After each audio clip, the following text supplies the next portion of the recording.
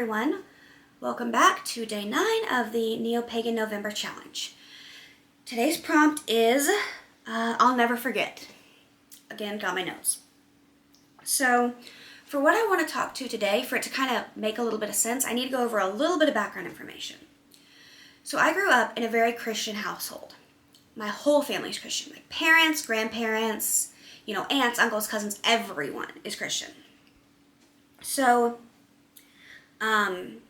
when I was 9, my parents moved us to a new town, and I had to start 4th grade at a new school where I did not know anybody. I met a girl in my class there who introduced me to paganism and witchcraft. I'm going to just call her M for this story rather than giving her actual name. So I remember immediately being drawn to the ideas that she was telling me. By that time in my life, I knew I didn't really agree with Christianity, but I didn't really know, I didn't have I agree with this instead exactly. I had developed some of my own beliefs, but I didn't have a name for my belief system or anything like that, and a lot of them weren't super solid, So, it was probably, we started school at the very end of August, somewhere around the 23rd every year. So it was probably about September when she first talked to me about it. And then we decided that next month in October, we were going to do a Samhain ritual together. So M's father was a Wiccan high priest. So she introduced me to Wicca, which is how I started out, although I ended up years later transitioning to just general paganism, eclectic paganism. But her father, like I said, was a Wiccan high priest, so he was really raising her with those beliefs and teaching her a lot about it, just in the same way, you would with any other religion. So because of that, she really knew a lot about it. I mean, not everything, obviously, but she knew a lot about what we should really do for our ritual, and she had some ideas. So this was my first ever ritual I had ever done, and I will never forget it. Because of my parents being Christian, I knew that I had to keep all the Wicca and witchcraft stuff, especially the witchcraft part, stuff that she was talking to me about, secret.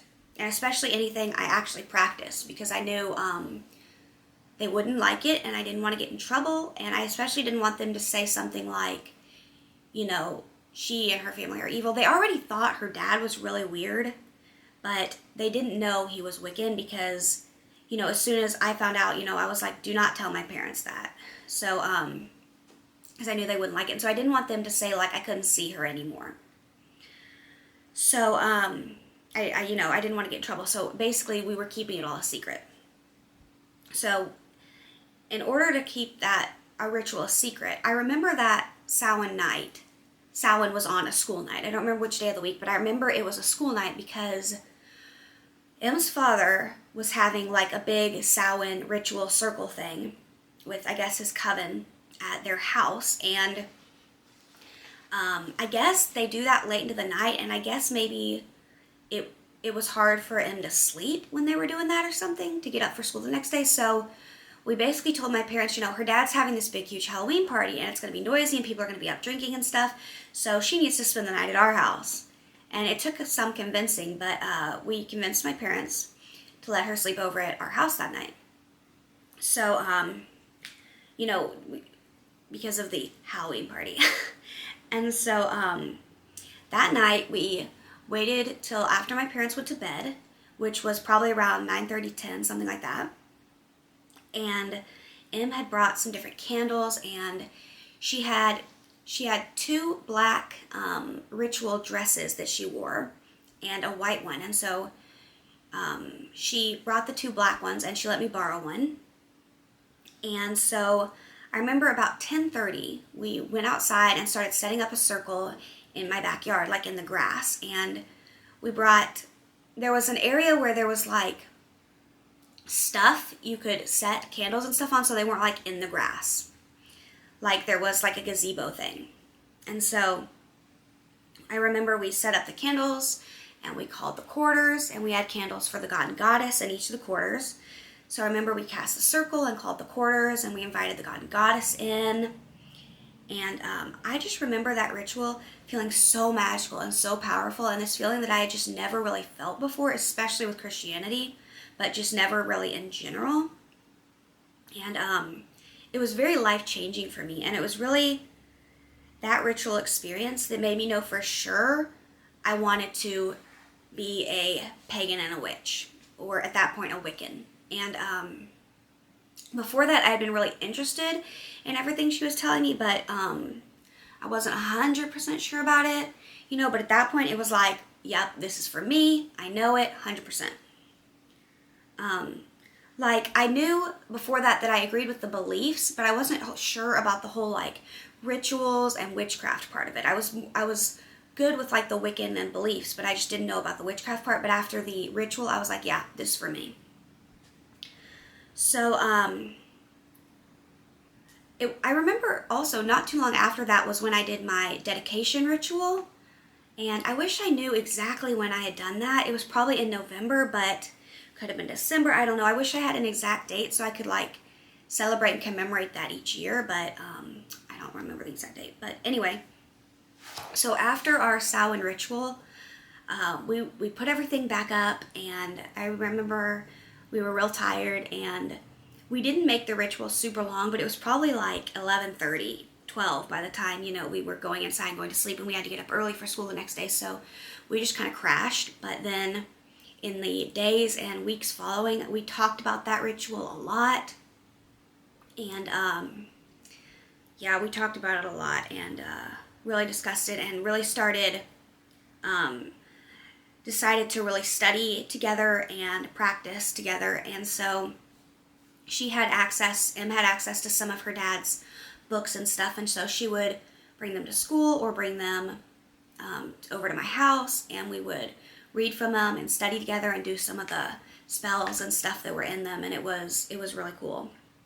Unfortunately, we ended up we did that for like several years, from like 4th through 6th grade, and then partway through 7th grade we had a falling out over something that quite frankly was probably pretty stupid, and we didn't really talk much after that. And then in 8th grade she ended up moving away to a different state, and but yeah, I will never forget that first ritual experience, and I'll never forget Em for introducing paganism and witchcraft to me.